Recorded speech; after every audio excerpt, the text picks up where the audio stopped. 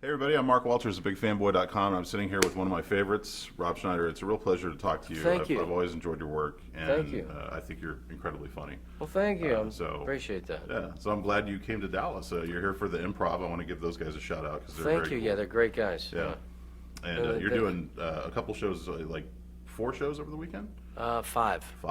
My God, man, how do you do it? No, I mean, you have to. You got to do 5 if you want to be good. You know, Yeah. if you want to figure out how to get stuff to work, and this is a great place to try out new material. So I got some stuff that's a little out there. You know, there's some crazy stuff happening in the world, and particularly in this country. And I want to, feel if I can, make people uneasy and then get them to laugh from that place. Do you find different reactions city to city? Absolutely. People in Dallas react differently. Absolutely. I mean, but if it's funny anywhere. Yeah. But I think if you can take people and kind of shock them and subvert them to your point of view, usually by making fun of yourself, and then that is fun. And if you take the wrong moral tack on an idea, and then show them how to get, show them by a bad example, you might get to someplace funny. So I just, there's some great comics out there. I just saw Louis C.K.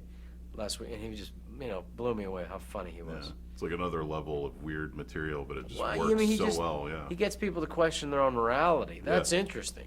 Yeah. Gosh, that's interesting. And just, people were screaming, laughing. So that's the goal. Now, with Norm of the North, Yes. I know you've done quite a bit of voiceover work in your career. Is this your first lead role in a voiceover film like this, or an animated film like this? In a big one, Okay. yeah. I mean, this Yeah. was, I was doing something for Disney, and then the director got fired off it years ago. And that was it for me on that one. But this was 5 years in the making. Wow. So, I mean, they Yeah, really... people don't realize how much time goes into an animated film. It's very time. Too much time. I mean, basically, I think Eisenhower was president when they were first doing the boards on this thing. But no, it was, but it's what it takes. It takes a long time, and they've also went back and did some changes, and it's expensive to do an animated movie. I mean, it's not cheap. You want a story that people can relate to. But the animated movies, I mean, people are pretty sophisticated now. I mean, they expect a really good story, and they want it has to look beautiful. Yeah. And it's nice when it's topical too, when it can relate. when it current can. events. I mean, they're Yeah. trying to ride the fence there between, whether it's, because you really have it's not just a green movie in the sense of it's, trying to protect the Arctic, though it is. At the same time, you have you have some good guys and bad guys, and everybody's a little bit nuts. Mm-hmm. Like the guy who's, they're mostly the people who are bad, or the ones who are bad are the people, basically. Yeah. And he's a good bear, and he's trying to do the right thing. He goes to New York City, which actually is not the scariest place for a polar bear to be. People see a lot of weird stuff in New York. What's that? Was that a polar bear? Okay, we're okay. Just stay on this side, honey. We'll be all right. Don't interact. Don't make any eye contact. Walk right by the polar bear. Did you know ahead of time what Norm was going to look like? Because I know sometimes that kind Yeah, of stuff they can gave you change. they gave you I mean, I knew it was a polar bear, so Yeah. you know that going in, and then but just he made him kind of goofy, but not stupid. But you can tell, he's a little silly, and it's not too much imagination to think this guy's not the brightest guy, and so you got me playing him too. So I played him a little, not the smartest guy in the world, not the dumbest, but a big heart. Yeah. And I think that's what you get from it. When you see that visual, does that also kind of help you find just the perfect way to play it and the right voice to play it? Kind of. Yeah. After a while, you let go of your own ego Yeah. and throw yourself into it and say, okay, I'm this guy, and just make sure it's consistent, and see how he plays. I mean, he's a guy who feels bad eating seals, so he eats seaweed. He doesn't Yeah. want to kill anybody, and that's kind of it's a sweet thing. I haven't seen that before. Yeah. So that's I mean, you automatically like the guy right out of the gate, and it's a guy trying to protect his home. It's pretty straight ahead. There's a movie that reminds me of a great Australian movie called The Castle, Mm-hmm.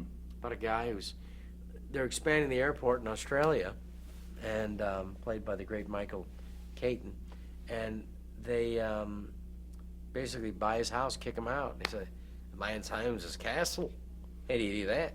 So I mean, in a similar way, this had that feel to me. That's why I liked it. Yeah. It's a great voice cast too. I mean, you got like Bill Nye in there, Heather Graham, Ken Jeong, a lot of really cool. Ken people. Jeong's amazing, yeah, and Yeah. Heather Graham's she's terrific. So Yeah. it's fun to actually work with her in the same room.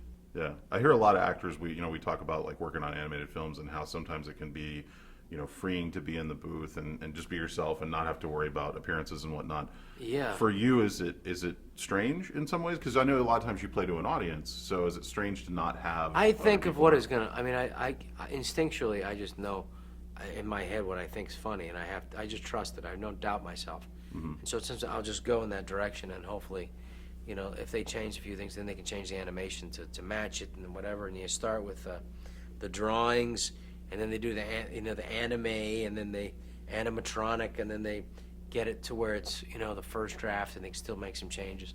But I do think, I felt pretty comfortable with the process of just going after laughs. I mean, that's how I started out as a stand-up. Saturday Night Live, you just trust your instincts. What makes you laugh? Oh, this could be funny. Yeah. And even with Adam Sandler, it's 25 years more. We've been working together, and it's still that gut instinct. That's all you have to trust. Yeah. It's, oh, they'll be funny, and then see if he laughs or I laugh at it, and then you go with that gut instinct. Do you have a personal favorite scene in the movie? Is there a particular scene that you thought that's something that I really appreciate?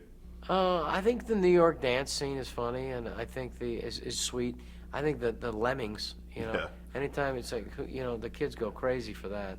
Yeah. And it's Using them as grappling hooks to go up the. yeah, I mean, is the great. physical comedies Yeah. what people really like and kids like, and I think that's good. I think his relationship with in the Arctic, it seems like he would stay in New York City and get a studio apartment. I think if we do a sequel, that's what he's going to be in New York and staying in there. Except for the summer, it's a little tough, a little hot. Yeah. When you got an extra 600 pounds on you, and you're wearing a fur coat.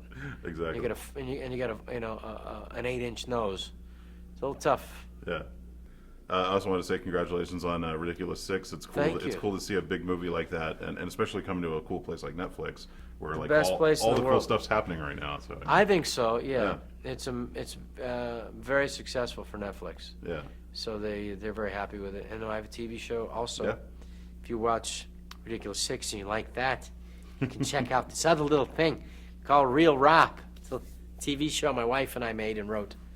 And so I wanted to do a show like Faulty Towers, which John Cleese wrote with his wife. So I wrote this with my wife, and Netflix loved it and put it on their show and put it on their platform. And what's she it like writing with your wife? Not great. She wants her way and I want it my way. So we had a third person come in, a great comic, Jamie Lissow. Yeah. And he does it he writes with me and he writes with her, and then the three of us write together. Yeah. So, but it's fun. I mean, my wife's terrific in the show, so I'm really happy for her. And what's up next for you after this?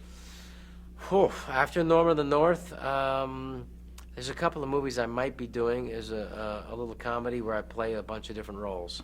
So we're trying to figure that out, whether that's going to be at Netflix or not. So, but we'll figure it out. And then Adam Sandler's got another crazy movie he's just telling me about. Mm-hmm. So here's another one. Here we go again. Do you just kind of react to that? You're, yeah, I'm on board. Whatever you want to do, or is it because at this point it's like I think when you hear those ideas, they may sound crazy, but they're going to work in some capacity. I mean, yeah. Well, I mean, Yeah. I like that he trusts me to make it work. Yeah. I mean, I played a Mexican, I played an Arab, I played a Japanese guy, I played a Hawaiian, I've played an Arab, I've played these different, the characters over the years, and this time it was his Mexican brother. So I think this is going to be more emotionally different than this one. It's not going to be this character. I'm just guessing he's going to go some other way with it. Yeah. And I'm like, here we go. Put on your seatbelts. But it's fun. I think we have fun because I think he challenges me, and then I want to please him to do a really good, fun character that can be memorable and gets laughs, and I take my ego out of it and just be as goofy as I can. Yeah, that's awesome, man. Thank you so much for bringing this to Dallas. Thanks for you. being here, and look forward to seeing you at the Improv. Yeah, come on out. All right, man.